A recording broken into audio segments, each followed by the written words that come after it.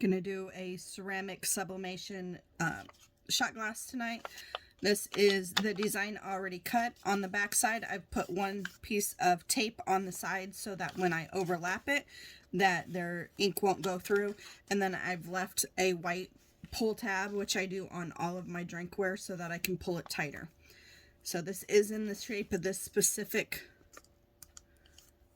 tumbler, or this shot glass. And each one of them will have a slightly different shape, so it depends on which one you have. So I go ahead and pull that around tight, and I'm going to go ahead and take one piece of tape right in the center.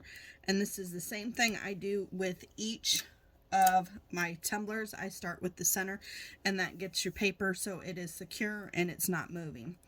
So then I can let go of it and I don't have to hold it as much. So then you can do either top or bottom. I have a tendency to go towards the bottom, because once you get into your groove, you try to do the same things each time.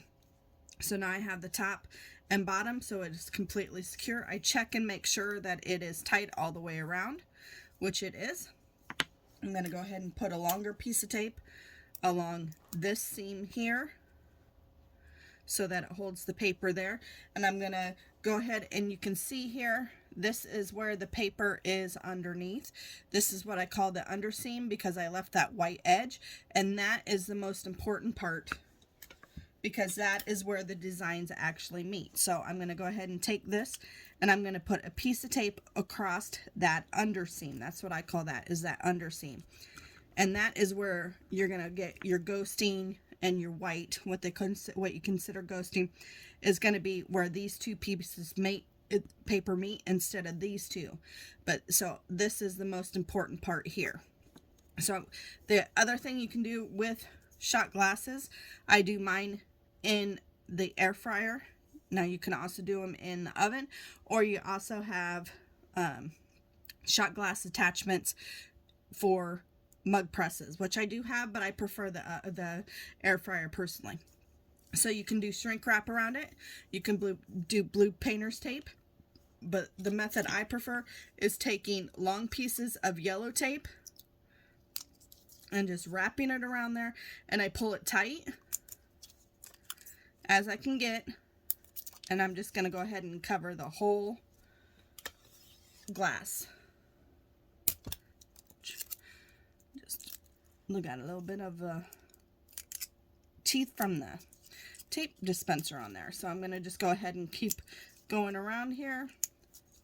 And even if I don't get every spot, it's still going to be okay. Like this yellow tape, I only use it for the shot glasses. I use it for my pins, and I also use it on full wrap wine tumblers, because I can stretch it.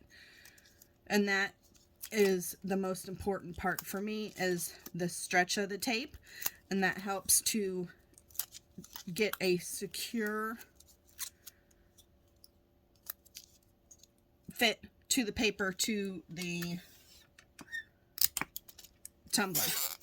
So I know that there is no air or anything in between here.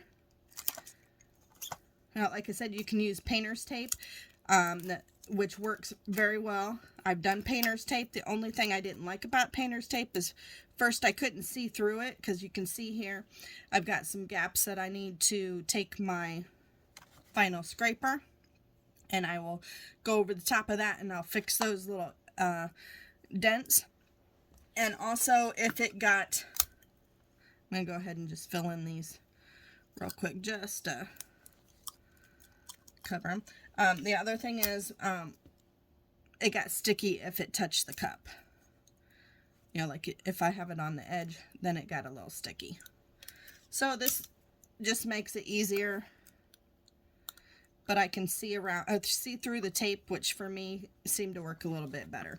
And I'm not a shrink wrap user. I'm going to go ahead and just do this edge right here, just because it's on the bottom. A little extra tape ain't going to hurt. And it's just a couple cents for the tape. So the first thing I'm going to do is make sure I go right down this seam. I'm going to really press against it and get any air out, and I'm going to push those two pieces of paper together so that there's no seaming, no ghosting spots or anything underneath those where the papers are meeting. And then I'm going to take it and I'm just going to go over the top, any place that I see, because of the shape, the paper can easily get some wrinkles and things. So this just, and I probably don't have to do it all the way around. It's just something that I'd rather take a couple of seconds and spend the time than wasting a substrate.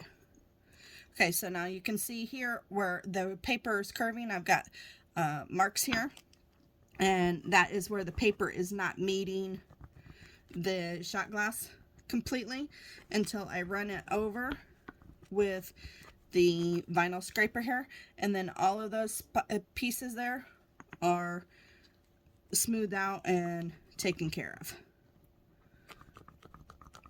And it's never going to be 100% smooth because this does have a round edge here. So that rounded edge is going to make it so it just goes around there. And I just spent a little bit of time smoothing it out, giving it the best seal as possible. So now you got all of those creases are out of there, so that you know that the paper is completely tight and it's going to give a good seal. And this is what it looks like before it goes into the air fryer. So this is ready to go. All right, this is the air fryer. This is all ready to go. This is my preferred one personally. I'm going to put it in there, put it in the basket. Let me show you. It sits in the basket. You can put multiples in here if you have more than one to go in, and I'm going to do 10 minutes at 370 in the air fryer. So I'm going to go ahead and push so you can see 370 for 10 minutes, and we'll come back for that.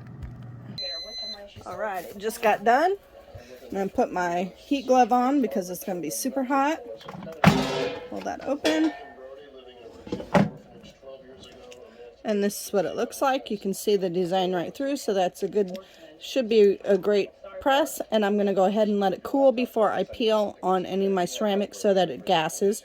And then there won't be any ghosting or blurring on the design.